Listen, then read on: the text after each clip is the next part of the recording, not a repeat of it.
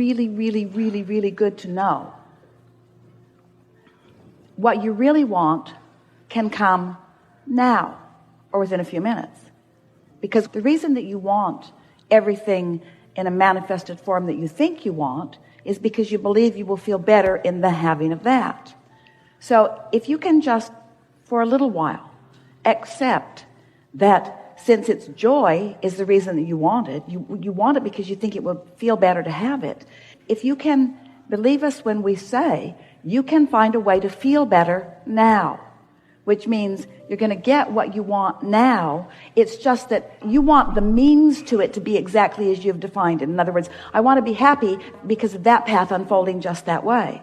And we want you to stop nitpicking over how the happiness comes and just accept that you can find the happiness right now or within an hour or certainly within a day. And if you can be satisfied with the happiness that is here, which is the reason that you want everything, then all of the means to that end will show up for you. It's the means to the end thing. That's what's tripping you all up. You see, you want manifestations which you know are not going to happen instantaneously. It's like, let's say you're deeply in debt. And what you really want is a big pile of money. Well, there's a big difference between where you are in terms of the manifestation in your bank and where you want to be. If you could realize that you have the ability to find ease, you can find clarity right now while the money may be a little while in coming. You could find a feeling of peacefulness right now while the money may be a little while in coming. And what happens sometimes is that you've allowed yourself, and it's all right, to be out of balance long enough that there's enough momentum going that keeps what you want from coming, keeps it from actually manifesting. And your belief, a lot of people have it, it's a flawed belief, is that I have to get that before I can feel better. And if you can get that turned around in your mind, first I need that and then I will feel better. I need this before I can feel better. Once I get the job, or once I get the lover, or once I get the whatever, then I will feel better. And that's the flawed premise. If we can convince you that you can feel better anyway, you can feel better anyway, you can feel better anyway. And what puts you off on that is that you think, oh, Abraham, you just want us to feel better so that we can live with not having what we want. And we say, no, we want you to feel better because we know that that is the vibrational path to everything that you want. But what you really want is to feel better, but all of the details will fill in around it once you get there first. So you got to get to the feeling good first, you see. Does that make sense? You're all very quiet out there. We just told you the most important thing that you will ever hear from us or anyone. And you're thinking, yeah, Abraham, I hear you, but I want to get the money out of the vortex and into the bank. All right? That you can achieve again and again and again and again and again. Something I did, I can do again. Something that I liked, I can do it again. It's not difficult, I can do it again. But what I don't understand is I was not aware at the time that I was, like, if I had the knowledge I have now, back then when I was in it, I wasn't aware that I was creating it when it happened. I felt... You know, it really doesn't matter what you didn't know before. It only matters what you know now. So what you're saying is, I didn't even know what I was doing, but I was vibrationally in balance, and I didn't even know it. I didn't even know that I was not offering resistance. I didn't even know. But now you know when you are and when you aren't. Now you know. But knowing how exhilarating that feeling is, and then feeling it such a gift. It was such a gift that every single day I was so appreciative of. Tracy is Esther's daughter, and one day, years ago, Tracy was in California. She had a job there. Jerry and Esther were in Texas, and Tracy used to try to make her way out to see them frequently, and she tried to time it when there was going to be an Abraham seminar because she liked that. So she called her mother one morning on her way to work, and she was upset, and she said, I really need to come and get my Abraham fix, but I can't schedule it. I can't see a way to it. And Esther said, well, what's going on? And she said, I've lost my mojo. I'm not in alignment. I don't feel good. Things aren't turning out the way I'm used to them. I need to come and get my Abraham fix. And Esther said, why? What is it about that? And Tracy said, I don't know. I just remember being in the audience and listening to Abraham, and I don't even remember what Abraham was saying. And I just had this feeling, I just wanted to jump to my feet and say, yes! I just felt, yes! And then Tracy said, oh, never mind, the feeling came back. All she had to do was remember. She wasn't that far away from it. All she had to do is remember what it felt like. You see, we think that we have you thinking more than is good for you. You want to think. You like the drama of things too. Do you remember feelings of satisfaction? Oh, yes. Esther, when she is looking for a feeling of satisfaction, she remembers being really little. She's not sure how old she was, out between the lilac trees with every blanket that she could bring from the house out there. Her mother was always looking for things, and they were usually between the lilac bushes out there. And Esther remembers just sitting there by herself for hours on end, enjoying being in that little place between the lilac bushes. And Esther can't remember what she was thinking.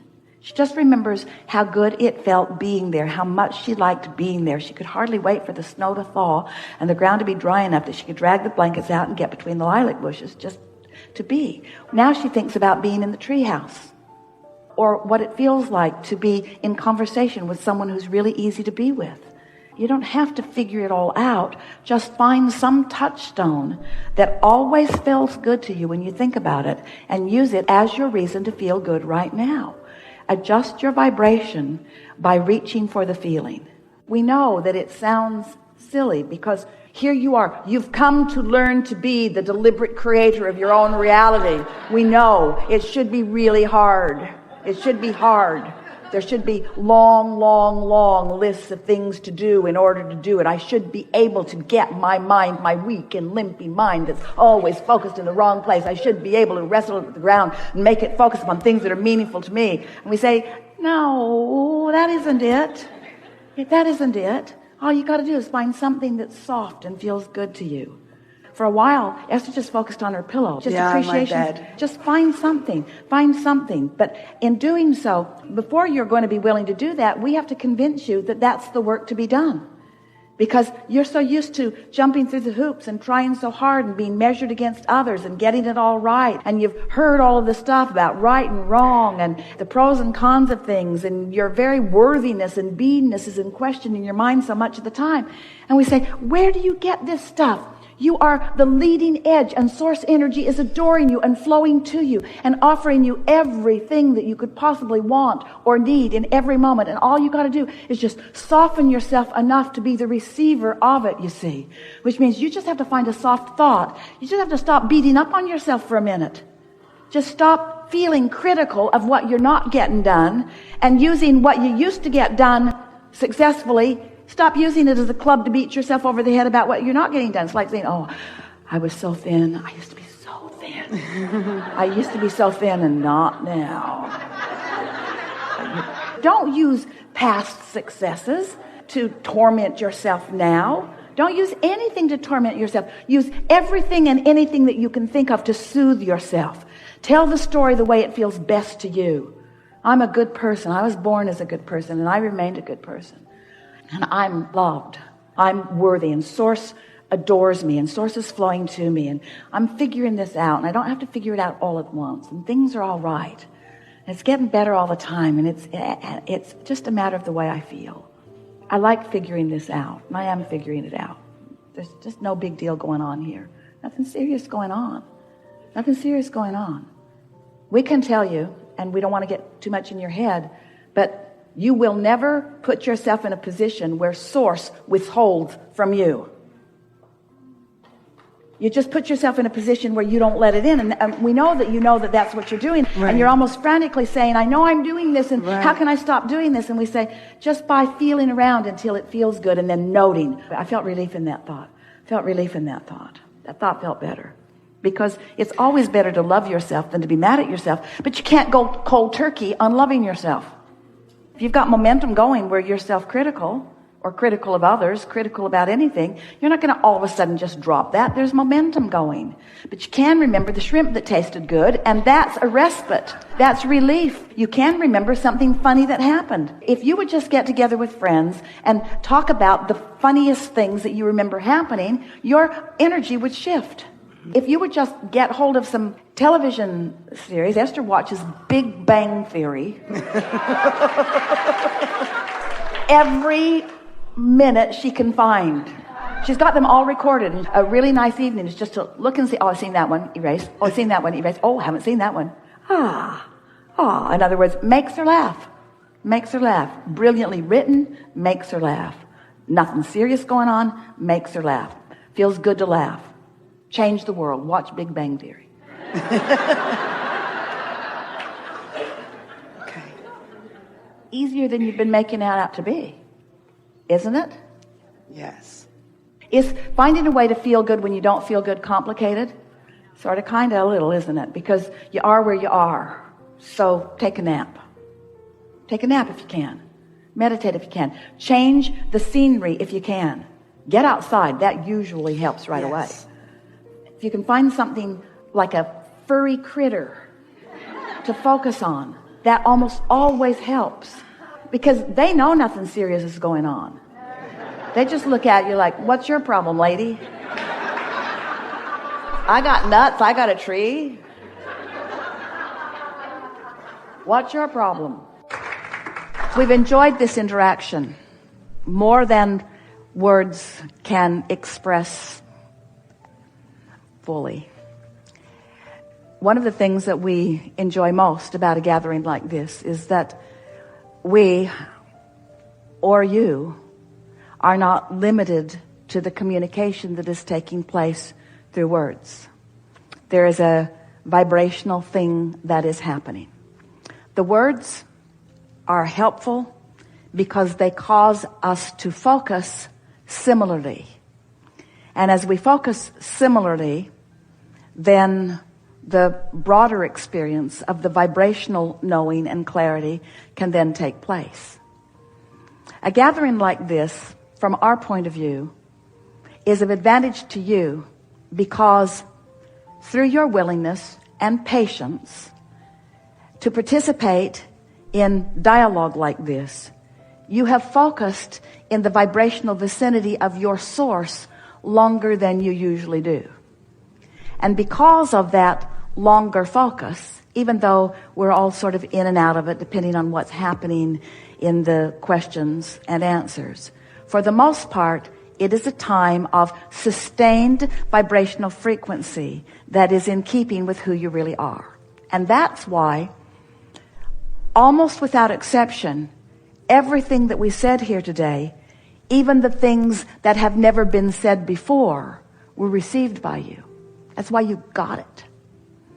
Now, as you move from this room and try to explain to anybody what this was about, that clarity will probably subside just a little bit because this is a peak experience. But the value of it is you practiced a vibration that took you to a new place, which gives you two really wonderful advantages. The first is that now you've found this new frequency and you've sustained it for a little bit of time, enough time. When you slip from it, you will recognize it. So your keen awareness of your own guidance system has been enhanced as a result of a participation like this here today. And the other thing that is wonderful is that your point of attraction has shifted as a result of the mental focus that you have participated in today. You are not leaving this room with the same sustained frequency that you entered it, which means everything in your experience is going to be different. Every relationship that you have will shift to some degree. The thing that matters most, and it's our favorite thing to say to you, is your realization of that.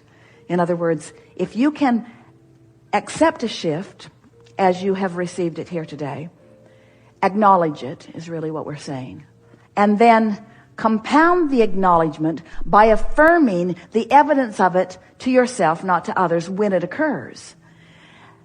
Well, now you're on the path of least resistance, you see. Now you're moving into that ease that we were talking about earlier. You are a magnificent group, and it has been delightful for us to feel you as you were and as you are. And even more delightful for us to anticipate what is coming for you next.